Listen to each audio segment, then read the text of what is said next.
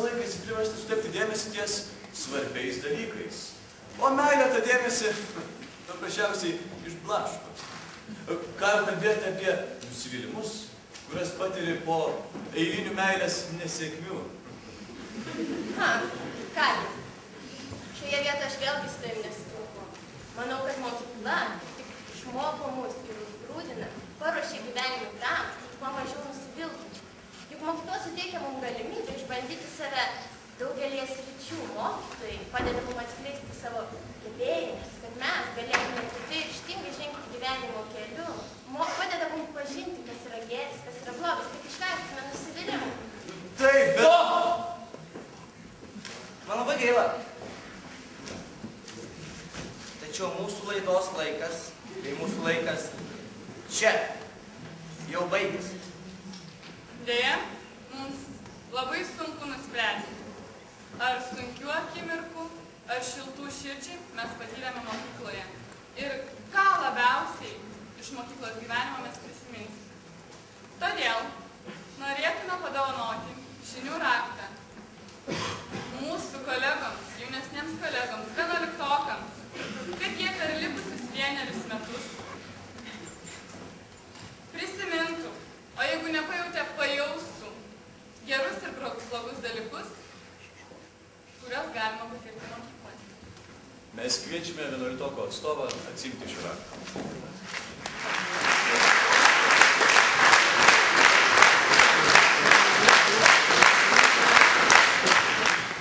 Kiekvienas žmogus į viršūnę kopia labai skirtingai.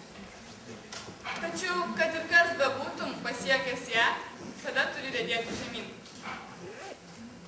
Ir to niekam nepavyko pakeisti. Blogiausia yra tai, kad niekada negali žinoti, ar ta viršūnė jau pasiekta.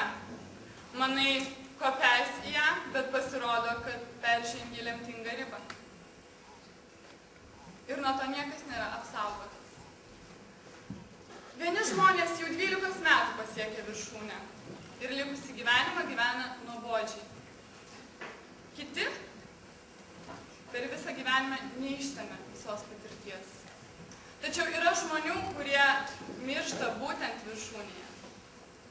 Mes esame pasirengę žengti į ją, žengti į savo viršūnę. Todėl norim palinkėti visiems, kad tas kelias, tas kopimas būtų sėkmingas ir kad netektų patirti nevilties ir nusivylimų savo tikslo kelyje. O kad mūsų žingsniai būtų tvirti, stiprus ir mes niekada nepaslėstume, mums reikia artimiausių ir brangiausių mums žmonių. Tad kreipiuosi į jūs, bendraklasiai, bendraminčiai, kolegos, kitaip tariant, draugai.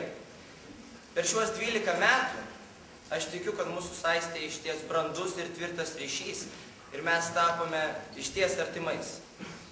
Ir nors ir baigus mokyklą mūsų gyvenimo keliai išsišakos, tačiau aš labai tikiuosi, kad tas darbas, bendradarbiavimas per šiuos 12 metų išliks ir mes išliksime tokie patys artimi.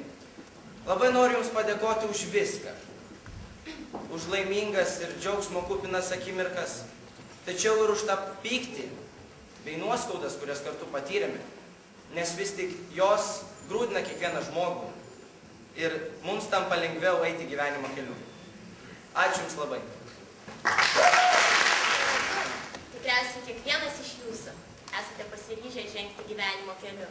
Esate kupini naujų idėjų, svajonių, vilčių, priešakyje visas gyvenimas. Deja, toliau gyvenimo keliu mes turime žengti be žmonių, kurie tikriausiai per visus šios metus mus labiausiai palaikė pagalbas, be tų, kuriais visada galėjome pasitikėti, kurie ilgainiui tapo mūsų geriausiais draugais ir patarėjais. Taip, deja, toliau turime žengti be mokytojų pagalbos. Todėl nuoširdžiai norime padėkoti visiems mokytojams už sutiktas žinias, už laiku ištartą gerą žodį, už geranoriškumą, už tą patirtį, kurią jūs perteikėte, už supratimą ir paramą. Už tai, kad išmokite mus siekti tikslo, niekada nepasiduoti, ir visada eiti pirmyn. Gabrielė, ačiū Jums už pasitikėjimą, už tai, kad suteikėte mums galimybę ir labiausiai už tai, kad Jūsų šiltas ir visada paremiantis žvilgsnis buvo vienas didžiausių postų mūsų mokslo ir pasiekimų kelyje. Mes gyvename čia lyg pasakos herojai. Žaismingumas lydėjo mus tol, kol nesusidurėme su rimtais išbandymais. Patyrėme teigiamų ir neigiamų dalykų. Ir kombinuodami juos, ieškojame išeičių iš sunkiausių padėčių. Dabar jau nebeturime jokios išeities. Privalome įrodyti tai, ką ne per seniausiai žadėjome. Obels vaisiai nebus saldus ir gražus, jei sodininkas tinkamai neprižiūrės ir nepasirūpins savo medžiu. Ačiū visiems sodininkams, prižiūrėjusiems mus už pastangas. Tikėkimės, mūsų vaisiai neapkartins ilgo ir prasmingo jūsų darbo.